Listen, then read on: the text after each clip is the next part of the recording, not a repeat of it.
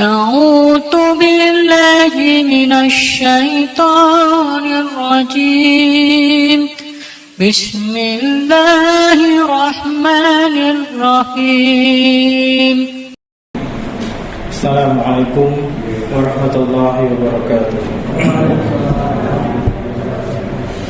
إن الحمد لله نحمده ونستعينه ونستغفره ونعوذ بالله من شرور أنفسنا ومن سيئات أعمالنا. من يهده الله فلا مضل له ومن يضلل فلا هادي له. أشهد أن لا إله إلا الله وحده لا شريك له وأشهد أن محمدا عبده ورسوله. اللهم صل وسلم وبارك على نبينا محمد وعلى آله وصحبه ومن تبعهم بإحسان إلى يوم القيامة. يا أيها الذين آمنوا اتقوا الله حق تقاته ولا تموتن إلا وأنتم مسلمون. يا أيها الناس اتقوا ربكم الذي خلقكم من نفس واحدة وخلق منها زوجها وبث منهما رجالا كثيرا ونساء واتقوا الله الذي تساءلون به والأرحام إن الله كان عليكم رقيبا. يا أيها الذين آمنوا اتقوا الله وقولوا قولا سديدا يصلح لكم أعمالكم ويغفر لكم ذنوبكم ومن يطع الله ورسوله فقد فاز فوزا عظيما. أما بعد فإن أحسن الكلام كلام الله تعالى وخير الهدى هدى النبي صلى الله عليه وآله وسلم وشر الأمور محدثاتها وكل محدثة بدعة وكل bid'ah dhalalah wa kullu dhalalah. Ayuhal muslimun, saudara-saudaraku, bapak-bapak sekalian, rahimani wa rahimakumullah. Alhamdulillah, kita masih diberi kesempatan oleh Allah Subhanahu wa taala kenikmatan yang begitu besar, kenikmatan jasmani maupun kenikmatan rohani, kenikmatan duniawi, terlebih lagi kenikmatan dini, itu kenikmatan agama Islam ini, di mana Allah Subhanahu wa taala yang telah menciptakan kita beserta dengan kenikmatan yang ada pada diri kita, sekaligus Allah memberikan hidayah, memberikan taufik, petunjuk kepada kita semua untuk bisa menjalani kehidupan ini dengan jalan yang benar, yaitu menggunakan kenikmatan yang telah Allah berikan kepada kita dengan mensyukurinya dengan sebenar-benarnya syukur, yaitu menggunakan kenikmatan tersebut untuk beribadah kepada Allah Subhanahu wa taala. Dan di antara bentuk ibadah yang mulia di sisi Allah Subhanahu wa taala adalah dengan belajar, dengan menuntut ilmu, yaitu ilmu agama. Yang dengan ilmu agama itu menjadi bekal bagi kita masing-masing, kita semua, untuk bisa beramal di dunia ini. Kemudian amalan kita di dunia ini menjadi bekal kita di akhirat kelak. Alhamdulillah, kita dipertemukan oleh Allah Subhanahu wa taala di majelis yang mulia ini. Insyaallah, karena dadaan menggantikan, maka insyaallah kita kajian kitab aja, kita bacakan kitab, yaitu Kitab Tauhid karya Syekh Muhammad bin Abdul Wahhab rahimahullah ta'ala, yang disyarah, yang dijelaskan oleh Fadilatul Syekh Dr. Saleh bin Fauzan Al-Fauzan hafizallahu ta'ala. Sebagaimana kita ketahui, perkara akidah, yaitu perkara tauhid, adalah perkara yang pokok, karena ini merupakan perkara yang prinsip yang harus ditanamkan di dalam hati kita masing-masing. Jadi hendaknya ketika seseorang menjalani kehidupan di dunia ini, dia memiliki prinsip hidup yang benar, memiliki keyakinan, memiliki kepercayaan di dalam hati yang benar, yang lurus. Karena dengan modal keyakinan, akidah, kepercayaan yang benar itu, maka akan menuntun diri kita untuk bisa beramal dengan amalan yang benar, memiliki tujuan yang benar di kehidupan dunia ini. Kemudian amalan itu juga ditujukan kepada Zat yang maha benar, yaitu kepada Allah Subhanahu wa ta'ala. Tapi langsung kita masuk kepada penjelasan kitab Tauhid Qala al-musannifu rahimallahu taala, berkata penulis kitab Tauhid yaitu Syekh Muhammad bin Abdul Wahhab rahimahullahu taala, Kitabut Tauhid. Kitab At-Tauhid itu penjelasan tentang tauhid. Wa qaulullahi ta'ala, dan firman Allah Subhanahu wa taala, wa ma khalaqtul jinna wal insa illa liya'budun.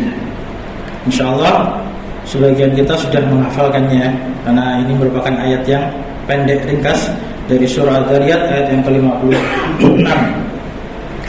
Firman Allah Subhanahu wa taala, wa ma khalaqtul jinna wal insa illa liya'budun. Yang artinya, dan tidaklah aku, yaitu Allah Subhanahu wa taala, menciptakan jin dan manusia kecuali agar mereka beribadah kepadaku, beribadah kepada Allah Subhanahu wa taala. Ini merupakan ayat yang sangat mulia. Firman Allah Subhanahu wa taala yang menjadi dasar dan digunakan sebagai permulaan dalam kitab Tauhid ini. Yang dijelaskan oleh Syekh Shalih Fauzan hafizallahu taala, beliau dan mengatakan dalam kitab ini, mawdu'u hadzal kitabi bayanu tauhidil ladzi aujabahu Allahu ala ibadihi. Mawdu'u hadzal kitab, yaitu judul pembahasan dari kitab ini, merupakan bayanu tauhid, merupakan penjelasan tentang tauhid alladzi aujabahu Allahu ala ibadihi, yang mana tauhid itu merupakan perkara yang Allah Subhanahu wa taala telah mewajibkan atas para hambanya. Wa khalaqahum li ajlihi wa bayanu ma yunafihi minasyirkil akbar aw yunafi kamalahul wajiba awil mustahabba minasyirkil asghari wal bid'ah. Dan Allah Subhanahu wa taala telah menciptakan mereka, yaitu menciptakan jin dan manusia li ajlihi, untuk tujuan tersebut, yaitu untuk beribadah hanya kepada Allah Subhanahu wa taala. Wa bayanu ma yunafihi minasyirkil akbar, dan juga terdapat penjelasan tentang lawan daripada tauhid yang merupakan syirik akbar. Syirik akbar ini merupakan lawan daripada tauhid yang meniadakan seluruh tauhid, hilang secara totalitas kalau syirik akbar. Dan juga dalam ayat ini menjelaskan tentang wa yunafi kamalahu alwajib wal mustahabba minasyirkil asghar wal bid'ah, dan juga menjelaskan tentang lawan daripada tauhid namun yang membatalkan kesempurnaan tauhid, baik kesempurnaan tauhid yang sifatnya wajib maupun yang mustahab. Nah, syirik yang membatalkan kesempurnaan tauhid ini adalah syirik asghar. Syirik asghar dan juga al-bidah, dan juga kebid'ahan di dalam agama, yaitu perkara-perkara yang baru yang diadakan yang menyerupai ibadah dianggap sebagai ibadah. Ini merupakan perkara yang bisa membatalkan kesempurnaan tauhid seseorang. Jadi hendaknya kita bisa membedakan tentang apa itu syirik akbar dan apa itu syirik asghar. Kalau syirik akbar itu meniadakan tauhid secara totalitas. Jadi barang siapa yang melakukan syirik akbar, kafir, musyrik, murtad kalau dia sebelumnya seorang muslim. Namun apabila yang dilakukan itu merupakan syirik asghar, maka dia masih muslim, dia masih beragama Islam, namun kurang kesempurnaan agama Islamnya. Jadi dari sini apabila kita memahami tentang tauhid, kemudian lawan daripada tauhid, kita bukan orang yang bermudah-mudahan dalam mengkafirkan orang lain, karena ada rinciannya, mana syirik akbar, mana syirik asghar. Kemudian jemaah kaum muslimin rahimani wa rahimakumullah, di dalam ayat ini terdapat faedah yang sangat agung, bahwasanya Allah Subhanahu wa taala menciptakan kita di dunia ini untuk beribadah kepadanya. Dan setiap kali Allah Subhanahu wa taala di dalam Al-Qur'an menyebutkan tentang ibadah, maknanya adalah tauhid. Seperti misalkan dalam ayat ini Allah Subhanahu wa taala berfirman, "Wa ma khalaqtul jinna wal insa illa liya'budun." Kecuali agar mereka itu beribadah kepadaku, maknanya adalah agar mereka mentauhidkan aku. Demikian pula ketika kita membaca ayat-ayat dari ayat Al-Quran, misalkan dalam surah Al-Fatihah ada kalimat iyyaka na'budu, hanya kepadamu ya Allah kami beribadah. Maknanya adalah hanya kepadamu ya Allah kami mentauhidkan. Tentunya tauhid di sini merupakan tauhid uluhiyah atau tauhid ubudiyah atau tauhid ibadah. Itu mengisahkan Allah Subhanahu wa taala dalam perkara peribadahan. Kemudian Asy-Syaikh Shalih Al-Fauzan rahimahullah taala menjelaskan tentang judul yang dibuat oleh Syekhul Islam Muhammad bin Abdul Wahhab, yaitu Kitabut Tauhid. Beliau menggunakan kata Kitabu At-Tauhid. Wa makna kitabu, makna kitab dijelaskan oleh beliau secara bahasa. Makna kitab adalah masdaru kataba. Jadi kalau kita belajar bahasa Arab, ada kata kataba yaktubu kitaban. Nah, kitaban ini adalah masdar dari kata kataba. Nah, kalau kita tahunya selama ini belajar apa bahasa Arab, katabanya apa? Menulis. Ya, kataba yaktubu kitaban. Kataba menulis. Apa makna kitab? Di sini dijelaskan oleh beliau, kitab masdar kataba bimakna jamaah. Jadi kitab itu masdar dari kata kataba yang memiliki makna jamaah. Jamaah itu artinya apa? Mengumpulkan. Loh kok bisa? Kok bisa mengumpulkan? Kitab kok bisa merupakan artinya kumpulan? Maknanya adalah wal kitabatu bil qalami jam'ul hurufi wal kalimati. Jadi Alkitabah, penulisan bil qalami dengan pena, itu merupakan jam'ul huruf wal kalimat, mengumpulkan huruf-huruf dan kata-kata. Nah, maka dari itu dalam bahasa dibedakan antara kitabun sama daftarun.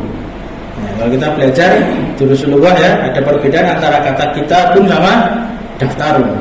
Kalau kitabun itu buku yang sudah ada tulisannya, buku bacaan.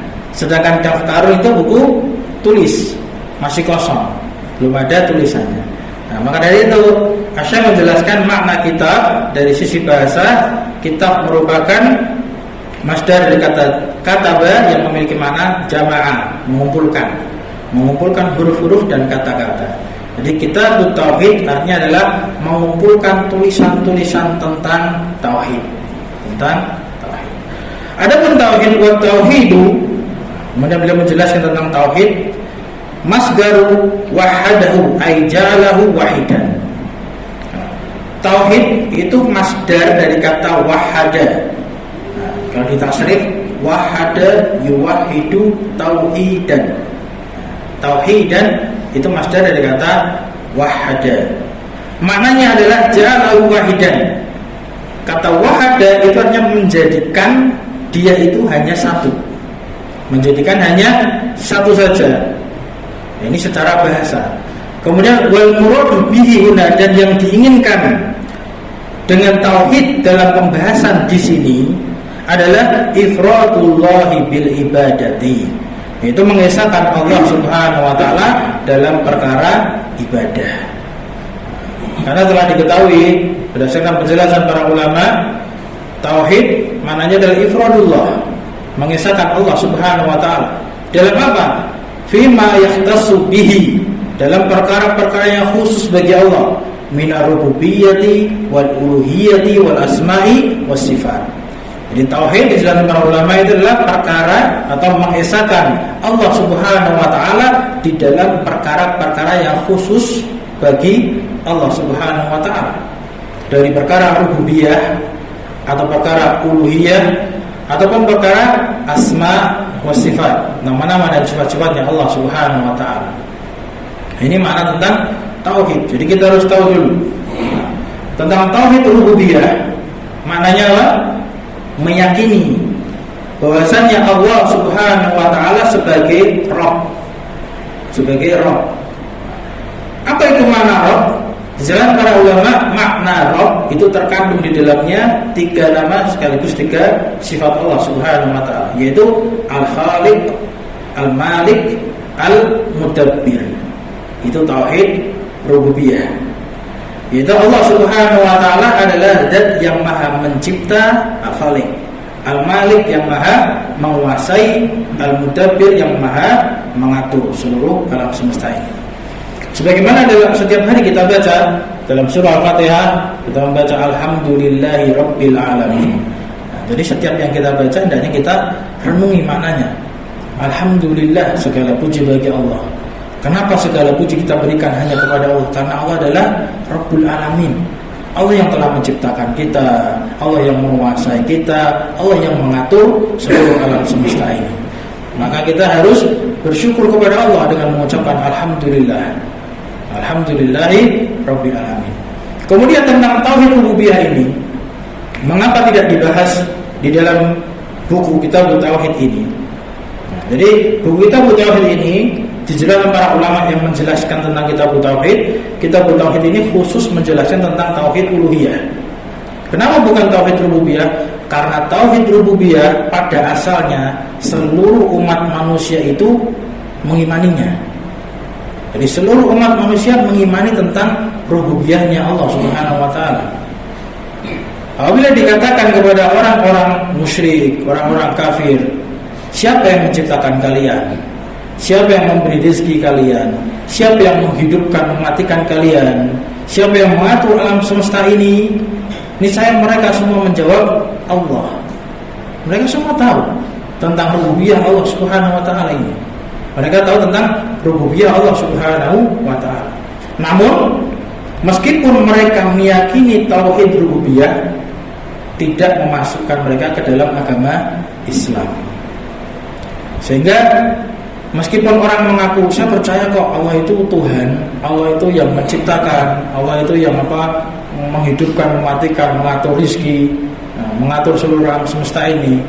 Namun dia tidak mau masuk Islam. Artinya apa? Masuk Islam itu artinya apa? Beribadah hanya kepada Allah. Beribadah hanya kepada Allah, itulah hakikat daripada tauhid uluhiyah, tauhid ibadah. Dan itu merupakan makna daripada kalimat syahadat la ilaha illallah. Tidak ada ilah, tidak ada sesembahan yang benar kecuali hanya Allah Subhanahu wa taala. Dan la ilaha illallah itu merupakan tauhid uluhiyah, tauhid ibadah. Nah, kemudian jemaah kaum muslimin rahimani wa rahimakumullah, saya menjelaskan masing-masing kata dalam ayat tersebut. Itu kata khalaqtu wa ma khalaqtul jinna wal insa illa liya'budun. Khalaqtu, al-khalqu huwa ibda'u syai'in min ghairi aslin wala ihtida'in. Kata al-khalqu, khalaqa yakhluqu khalqan, kata khalqu artinya apa? Penciptaan. Terjemahnya itu penciptaan. Apa makna menciptakan? Yaitu ibda'u syai', memulai sesuatu. Memulai sesuatu tanpa ada asal dan juga contohnya. Jadi tidak ada asalnya dan tidak ada contohnya. Maka itu adalah definisi daripada penciptaan. Maka dari itu sama sekali tidak ada yang bisa menciptakan kecuali hanya Allah Subhanahu wa taala. Lalu misalkan timbul pertanyaan, yaitu ada pencipta telepon, pencipta radio, pencipta meja, pencipta bentuk-bentuk rumah, atau pencipta robot. Nah, apakah itu hakikat daripada menciptakan? Bukan, itu hanya sekedar istilah saja dalam bahasa. Karena apa? Hakikatnya seseorang misalkan menciptakan meja, asalnya itu ada. Apa asalnya meja? Kayu, pohon, kan gitu. Nah, itu maka tidak dikategorikan menciptakan seperti itu. Yang namanya menciptakan itu benar-benar tidak ada asalnya sama sekali, min adamin ila wujud, dari tidak ada menjadi ada. Itu namanya al-khalq. Maka dari itu kata al-khaliq itu merupakan nama dari nama-nama Allah Subhanahu wa taala. Dan itu merupakan kekhususan bagi Allah Subhanahu wa ta'ala. Itu makna al-khalq. Kemudian makna liya'buduni, wa ma khalaqtul jinna wal insa illa liya'budun. Al-ibadatu, liya'buduni kan agar mereka beribadah kepada. Apa makna ibadah? Al-ibadatu fil lughati, ibadah secara bahasa maknanya adalah at-tadzallulu wal khudu, merendah. Nah, merendah diri. Itu makna ibadah. Jadi dari sisi bahasa itu kita bisa menilai apakah orang itu benar-benar ibadah atau bukan kepada Allah.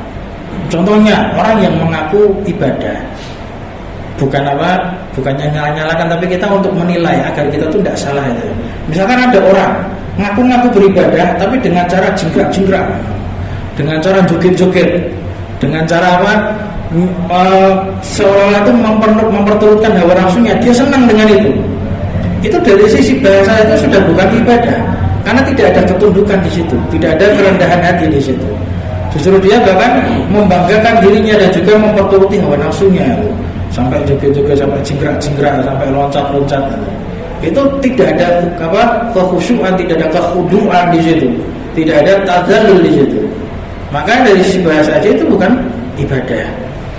Nah, kemudian wasyar'an, adapun secara syar'i makna ibadah adalah ismun jami'un lima yuhibbuhullahu wa yardahu minal aqwali wal a'mali al-zahirati wal batinati. Ibadah adalah ismun, suatu kata, jami'un, yang mencakup, suatu kata yang mencakup lima yuhibbuhullahu wa yardahu, mencakup terhadap seluruh perkara yang Allah mencintainya dan Allah meridhoinya.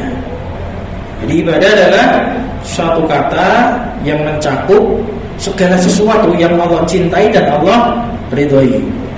Minal aqwali wal a'mal, dari ucapan ataupun perbuatan. Al-zahirati wal batinah, yang lahir maupun yang batin. Nah, dari definisi ibadah secara syar'i semakin nampak. Semakin nampak mana yang bisa dikategorikan ibadah, mana yang dikategorikan bukan ibadah. Nah, apabila suatu perkara itu Allah cintai, Allah ridhoi, maka itu merupakan ibadah. Kalau perkara itu Allah tidak cintai, Allah tidak ridhoi, meskipun orang itu mengaku saya sedang menyembah Tuhan, saya sedang menyembah Allah, itu bukan ibadah. Karena ibadah definisinya adalah setiap perkara yang Allah cintai dan Allah ridhoi, baik itu ucapan dengan lisan ataupun dengan perbuatan anggota badan, yang lahir maupun yang batin. Perbuatan ada yang lahir, ada yang batin. Perbuatan lisan yang lahir, yang zahir, yang nampak, apa? Zikrullah. Dengan apa? Berzikir menggunakan lisan kita, maka itu zahir. Tilawatul Quran, membaca Al-Quran, maka itu ibadah yang zahir dengan lisan kita. Adapun dengan hati, itu zikrullah fil qalb, mengingat Allah. Zikr artinya apa? Menyebut atau mengingat. Nah, ini mengingat Allah di dalam hati kita. Dengan apa? Ketika kita setiap kali kita berzikir mengucapkan la ilaha illallah, dalam hati kita merenungi maknanya. Dalam hati kita merenungi tentang makna la ilaha illallah.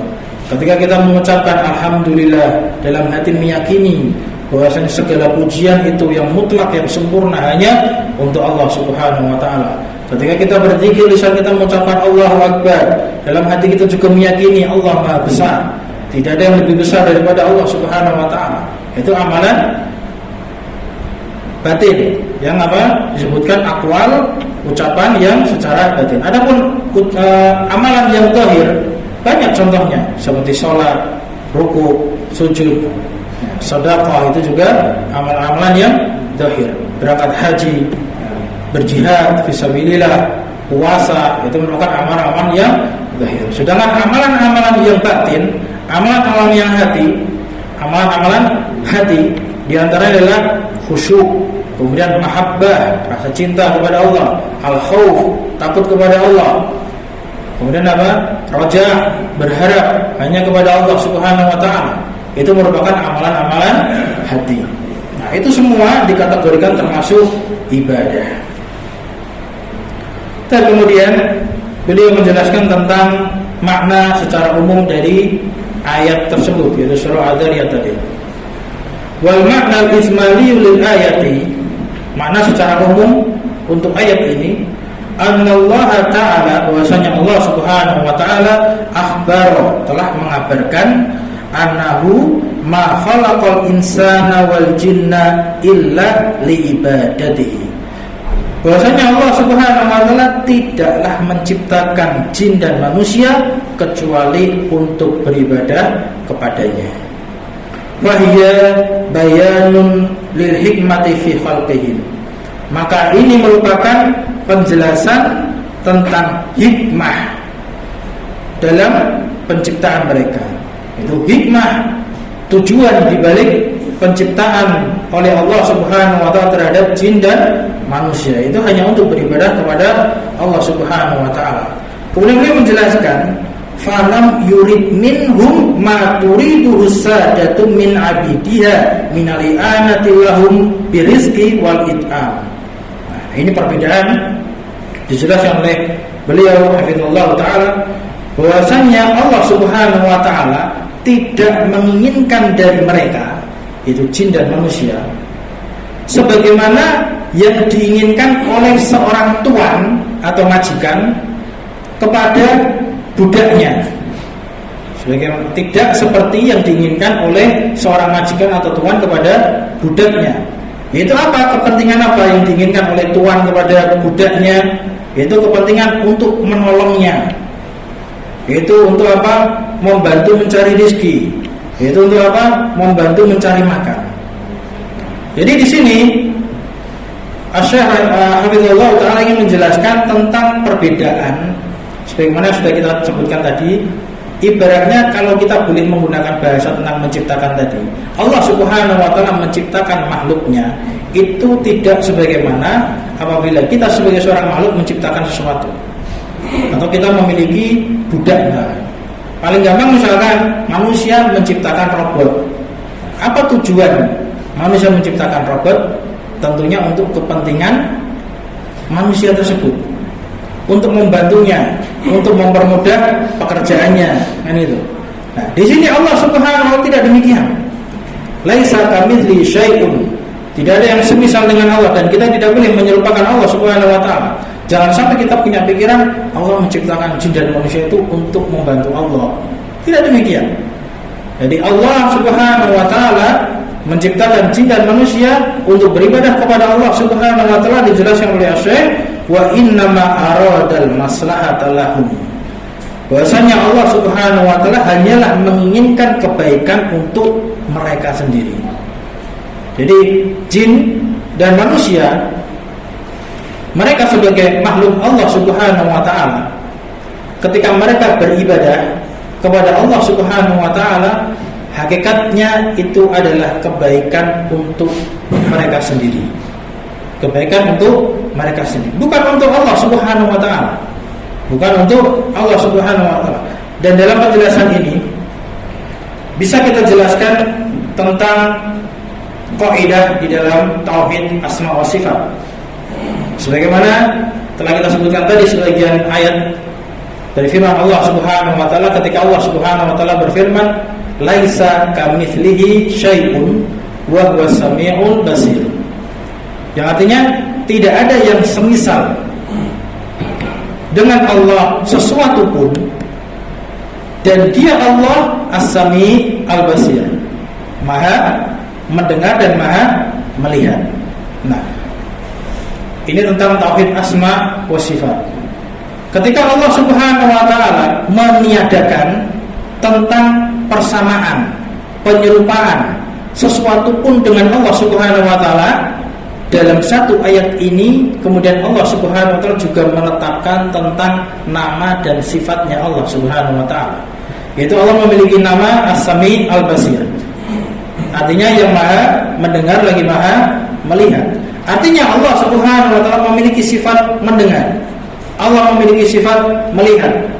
Namun di dalam kaidah tauhid asma wa sifat, kita menetapkan nama-nama dan sifat-sifat Allah Subhanahu wa taala sebagaimana yang telah Allah dan Rasulnya tetapkan untuk Allah, min ghairi ta'til wala tahrif wala takyif wala tamtsil, dengan tanpa penolakan dan juga tanpa pengubahan makna dan juga tanpa membagaimanakan dan tanpa menyerupakan. Ini kaidah ini.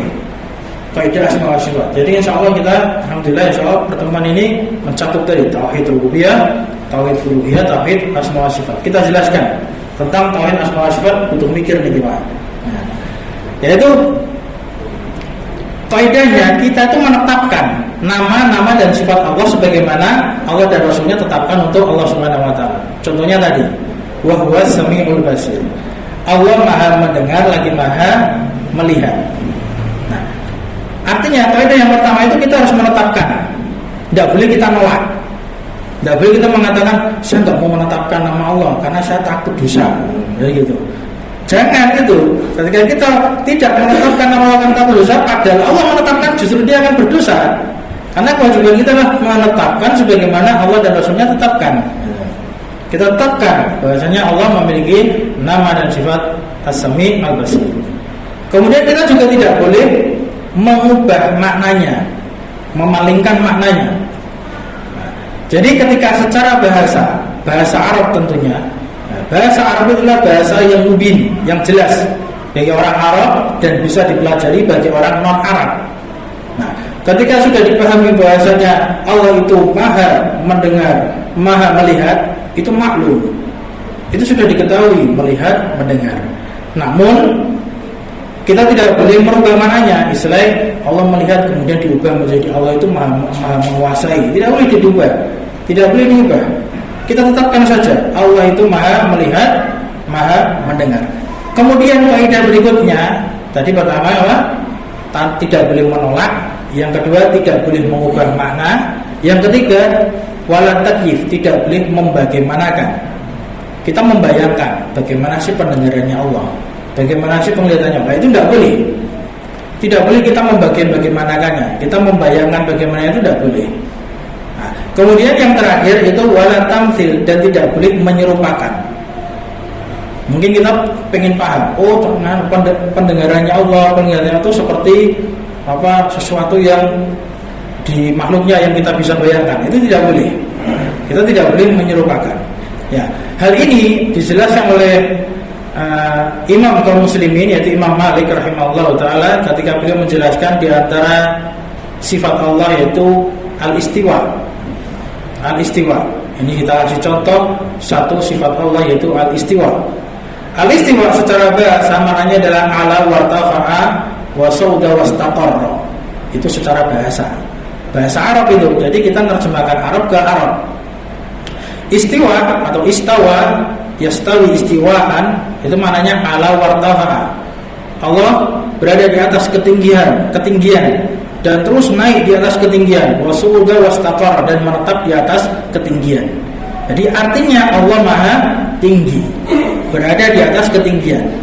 Nah, kadang dalam bahasa kita itu istiwa diartikan bersemayam. Ini yang kadang salah paham di situ. Kalau kita artikan semayam itu seolah-olah seperti makhluk.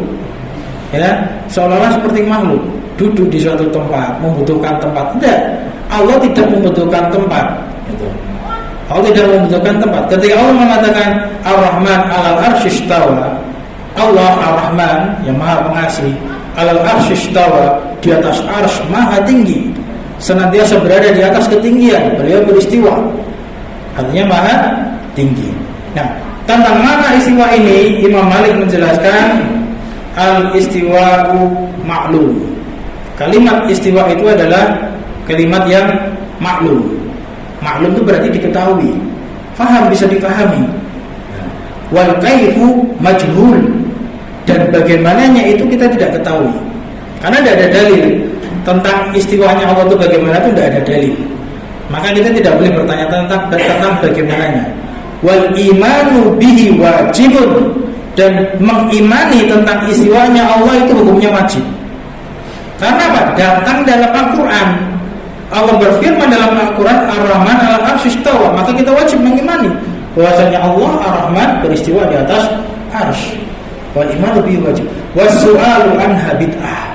Dan soal bertanya tentang istiwa, bagaimana sih istiwanya Allah atau seperti apa istiwanya Allah, bertanya-tanya tentang istiwanya, itu adalah pertanyaan yang bid'ah. Kenapa dikatakan bid'ah? Karena bahasa Arab itu bahasa yang jelas, yang mudah difahami. Ketika turun ayat ini, tidak ada seorang sahabat pun yang bertanya tentang pertanyaan tersebut. Jadi kaidahnya seperti itu. Ketika para sahabat tidak ada yang bertanya, ya sudah, berarti itu sudah maklum dan mereka mengimani perkara tersebut.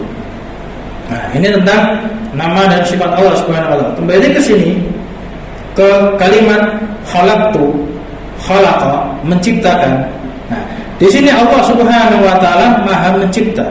Artinya kita menetapkan bahwasanya Allah memiliki sifat menciptakan. Allah memiliki nama Al-Khaliq. Namun kita tidak boleh menolak, tidak boleh mengubah makna, tidak boleh membagaimanakan, dan tidak boleh menyerupakan.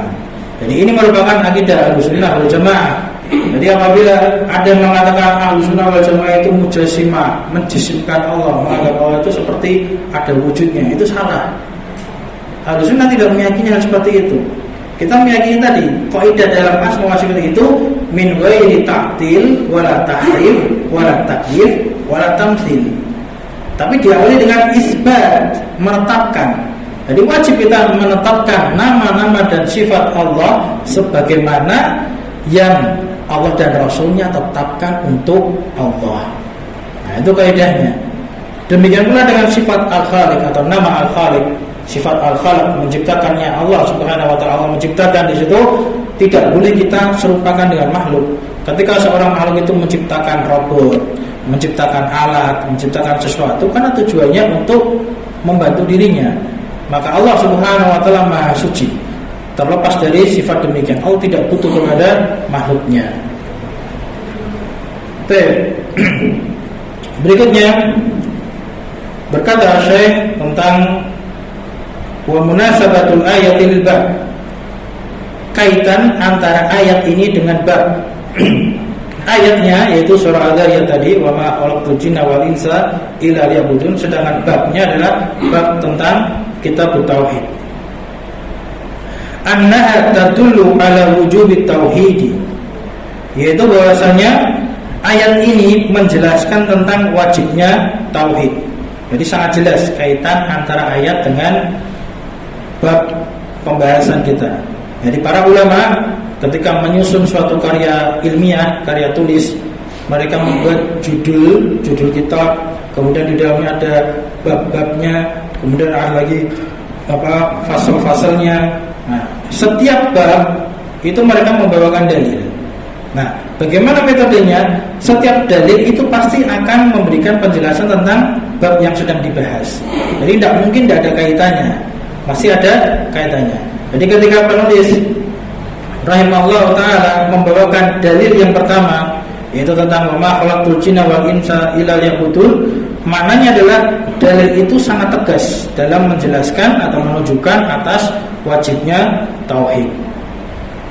Alladhi huwa ifradullah bil ibadah, yang mana tauhid itu merupakan mengesahkan Allah Subhanahu wa taala dalam perkara ibadah. Li'annahu ma khalaqal jinna wal insa illa li'ajli dzalika. Karena bahwasanya Allah Subhanahu wa taala tidaklah menciptakan jin dan manusia kecuali untuk tujuan tersebut, itu agar mereka beribadah kepada Allah Subhanahu wa taala. Berikutnya tentang faidah-faidah yang bisa diambil dari ayat ini. Ma yustafadu minal ayati, apa saja yang bisa diambil dari faidah ayat ini? Al-ula, yang pertama, wujubu ifradillahi bil ibadati ala jami'i tsaqalaini al-jin wal ins. Faidah yang pertama dari ayat tersebut adalah wajibnya mengesahkan Allah Subhanahu wa taala dalam perkara ibadah atas seluruh dua kelompok makhluk atau dua jenis makhluk, yaitu apa? Jin dan manusia. Kemudian faedah yang kedua, bayanul hikmati min khalqil jinni wal ins. Terdapat penjelasan tentang hikmah atau tujuan dari penciptaan jin dan manusia, yaitu hanya untuk beribadah kepada Allah Subhanahu wa taala. Itu senantiasa kita ingatkan kepada diri kita semua ketika kita bangun tidur. Itu hakikatnya kita bangun dari kematian. Hakikatnya kita telah diciptakan oleh Allah Subhanahu wa taala, maka kita hidup untuk beribadah. Maka bersemangatlah untuk beribadah kepada Allah Subhanahu wa taala, karena hakikat hidup kita untuk beribadah itu. Kemudian yang ketiga, anal khaliqa huwa alladhi yastahiqqul ibadata duna ghairihi mimman la yakhluq.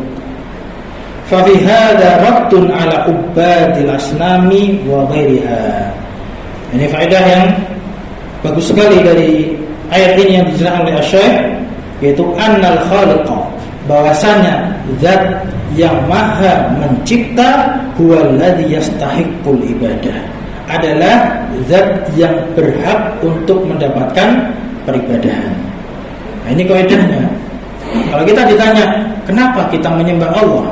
Kenapa kita beribadah kepada Allah Subhanahu wa taala? Kok bukan kepada selainnya? Karena Allah Subhanahu wa taala adalah Al-Khaliq. Karena Allah Subhanahu wa taala adalah zat yang maha menciptakan. Sedangkan selain Allah, sebagaimana tadi sudah kita sebutkan, tidak ada yang mampu menciptakan dengan sebenar-benar penciptaan. Yaitu apa? Memulai sesuatu dengan tanpa ada asal dan tanpa ada contohnya. Maka di dalam ayat ini tadi dijelaskan oleh beliau bahwasanya zat yang menciptakan itu merupakan zat yang berhak untuk mendapatkan ibadah, bukan selainnya yang tidak mampu menciptakan. Fa fi hadza, maka di dalam ayat ini juga terdapat raddun, terdapat bantahan ala ubadil asnami wa ghairiha, terhadap para penyembah berhala. Terdapat bantahan terhadap para penyembah berhala. Sesuatu yang tidak bisa menciptakan saja itu tidak pantas untuk diibadahi, tidak disembah. Apalagi berhala. Kita tahu berhala kan? Berhala itu jelas-jelas diciptakan atau dibuat oleh manusia. Ya kan? Berhala di zaman dulu baik berupa apa? Patung, ya, berupa apa? Relief atau gambar. Kemudian disembah. Patung-patung itu terbuat macam-macam, ada yang dari kayu, ada yang dari batu, bahkan ada yang dari makanan. Itu kan buatan manusia, jelas buatan manusia, jelas-jelas dicipta. Yang tidak bisa menciptakan saja tidak berhak untuk diibadahi, apalagi itu diciptakan, dibuat oleh manusia lagi. Sudah apa? Ciptaannya ciptaan, makhluknya daripada makhluk, maka lebih tidak pantas lagi untuk disembah, lebih apa? Tidak pantas lagi untuk diberikan ibadah kepadanya. Kemudian faedah yang keempat, bayanu ghinallahi subhanahu wa ta'ala an khalqihi wa hajatil khalqi ilaihi li'annahu wal khaliqu wa hum makhluqun. Faedah yang keempat dari ayat ini yaitu terdapat penjelasan tentang kekayaan Allah Subhanahu wa ta'ala. Ghina, kekayaan, maknanya adalah tidak membutuhkan. Jadi sesuatu yang kaya maknanya adalah tidak membutuhkan. Allah Subhanahu wa ta'ala ghaniyun, maha kaya, artinya tidak membutuhkan kepada makhluknya. Dalam ayat ini terdapat penjelasan yang menunjukkan bahwasanya Allah Subhanahu wa ta'ala maha kaya, tidak membutuhkan kepada makhluknya. Sebaliknya, makhluknya lah yang apa? Membutuhkan kepada Allah Subhanahu wa ta'ala. Kenapa? Li'annahu wal khaliq, karena dia Allah adalah al-khaliq yang maha mencipta. Wahum, sedangkan mereka yaitu jin dan manusia makhlukun, mereka adalah para makhluk. Kemudian faedah yang terakhir, yang kelima, isbatul hikmati fi af'alillah subhanahu wa ta'ala. Dalam ayat ini terdapat penetapan hikmah, terdapat penetapan hikmah di dalam perbuatan-perbuatannya Allah Subhanahu wa ta'ala. Jadi harus kita yakini bahwasanya setiap perbuatan Allah, setiap apa yang dilakukan oleh Allah Subhanahu wa ta'ala, setiap apa yang Allah tetapkan, Allah takdirkan, itu semuanya pasti ada hikmahnya, pasti ada tujuannya. Yang terkadang kita bisa memahaminya, ataupun terkadang kita belum bisa memahaminya. Jadi kita harus yakin dulu bahwa setiap perbuatan Allah Subhanahu wa taala pasti ada hikmahnya. Tapi demikian, alhamdulillah satu ayat selesai dari penjelasan oleh Syekh Shalih Al Fauzan hafizahullah taala. Cukup kita cukupkan sampai di sini dulu, dan alhamdulillah sudah masuk waktu Isya. Subhanakallahumma wa bihamdika asyhadu an la ilaha illa anta astaghfiruka wa atubu ilaik. Walhamdulillahirabbil alamin.